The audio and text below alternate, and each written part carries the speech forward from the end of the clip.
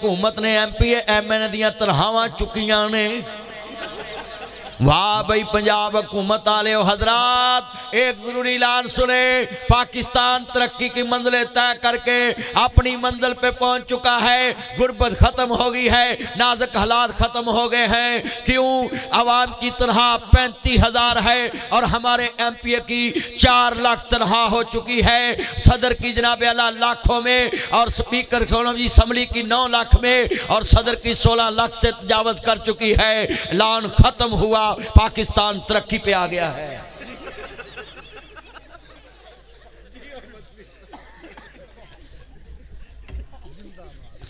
सब गुर्बत खत्म हो गई है।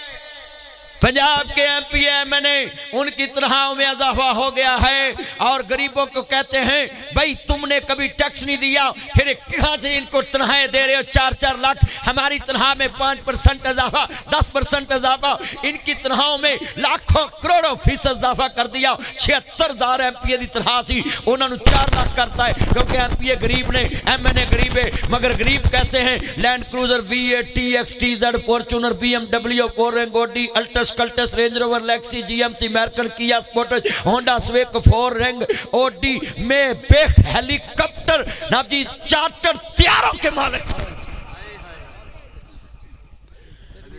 कर्जे ते सूबा चल रहा है, कर्जे ते मुल्क चल रहा है। MPA की तनख्वाह 4 लाख कर दी। मरियम दी पता नहीं किन्नी है, शहबाज दी पता नहीं किन्नी है। मैनू तो जिन्ना को पता लगा मैं तुहानू दसता है। मैं 4 लाख दसी है, उत्थे बाबा मैनू आंदा ही 5 लाख है। मैं कहा भाई मैं घटा के दसनी, कदे मैनू अंदर ना कर देना। और भाई जिस मुल्क दे है जी गरीब टैक्स नहीं देते, ये तनख्वाहां कित्थों लै रहे जे? साड़ियां सेवियां ते टैक्स, रोटी ते टैक्स, बोटी ते टैक्स, मुंदरी ते टैक्स, घड़ी ते टैक्स, मोबाइल ते टैक्स, कपड़े ते टैक्स, जुतियां ते टैक्स, खाने ते टैक्स, मैदे ते टैक्स, सूजी ते टैक्स, हलवे ते टैक्स, खीर ते टैक्स। उंगलियां दे हुक्मरानों, सिर्फ कफन रह गया जे, उत्ते भी टैक्स ला दो।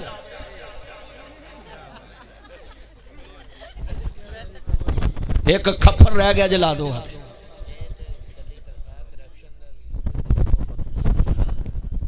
आज कितने मुसलमान बैठे हो बोलो है और शैंपू का टैक्स है कि नहीं?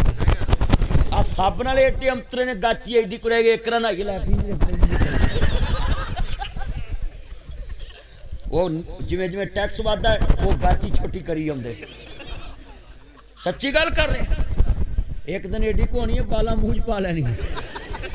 अल्लाह वो मज वेच के घोड़ी लई, दुध पीनो गई, लिद सुटनी पई। पंडा पंडोरिया किन्ना को पार होने के कुमट चौक ते दूजी तैयार। अन्ने वेखन फिल्मां ते थथे गौन हीर, गंजे कड्डन चीर ते नाबजी। अन्ने वेखन फिल्मां ते थथे गौन हीर ते गंजे कड्डन चीर ते नाबजी। लंगड़े खेडन कौडियां ते गंजे कड्डन चीर ते ठग बनन वजीर।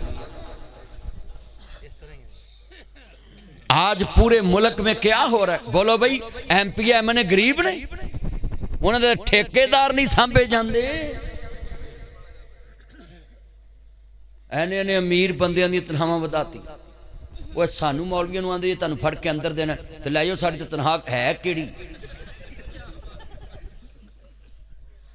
आ मसीत दे मौलवी दा पर्चा हो जाए ना तो उस वेले फड़ फड़ फड़ फड़ ते मसीत वाले भी आंदे तेनूं आंदा कौन स्पीकर चला। वो बेचारे दी 20,000 तनख्वाह होंदी है, वो 20,000 वकील मांग लैंदा है। ते मैं मौलवियों को कहना वकीलों नाल लैके जजां दे अगे कड़ी बोल लिया करो। जो जज कवे ना भी ये मौलवी को लाए पकड़ के स्पीकर चलाया तो जज सामने खड़े होकर करो जज साहब सारे इश्तिहारी फड़े गए, सिर्फ असी रह गए। और बोलो इश्तिहारी फड़े नहीं जाते तो मौलवियों फड़ फड़ फड़ फड़ फड़। वाह बोलो मौलवियों कोई जुर्म किया? एक कुतला स्पीकर ही चलाया ना तो चलो जुर्म हो गया जी, हुकूमत पाबंदी लाई, चलो जुर्म है। जोड़ा काम रियासत ने करना तो असी करना है। बोलो भी मैं लोगों को कह ठगी ना मारो, एक काम रियासत का कि मेरा है। मैं लोगों को कह डकैती ना करो, एक किहदा काम है। मैं लोगों को कह किसी की लगी दाल वेसन बना के ना बेचो, मिलावट फड़नी किहदा काम है।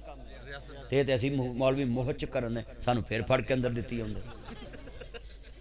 और परसों चौथ मैं पुलिस वाले ना खलोता तो वो एक बंदे ने मैंने फोन किया, खैर पुलिस वाले तुहानू किते मरियम तो नहीं भेजे?